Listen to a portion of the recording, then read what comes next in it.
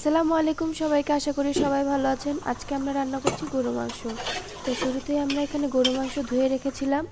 এখন লবণ, হলুদ, গুঁড়ামরিচ, ধনিয়ার গুঁড়া, জিরার গুঁড়া, তারপর স্পেশাল মশলা দেওয়ার পরে পেঁয়াজ কুচি আর আদা রসুন বাটা, সরিষার তেল দিয়ে ভালোভাবে মাখায় রাখবো।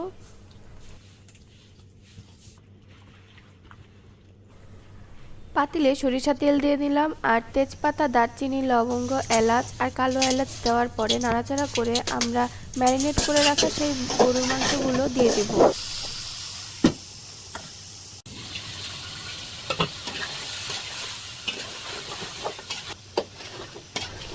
মাংস প্রায় সিদ্ধ হয়ে আসলে আমরা এখানে রসুন, আলু আর পানি অ্যাড করে দিচ্ছি।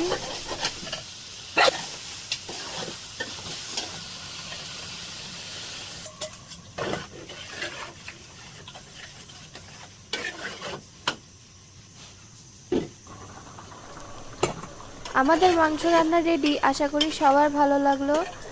শুক্রবারের এই ছোট্ট খাবারের আয়োজনটি যদি সবার পছন্দ হয় তাহলে অবশ্যই লাইক, কমেন্ট, শেয়ার করবেন এবং পেজটিকে ফলো করে দিবেন। আশা করি সবাই সুস্থ থাকবেন, ভালো থাকবেন এবং thanks for watching this video. আল্লাহ হাফেজ।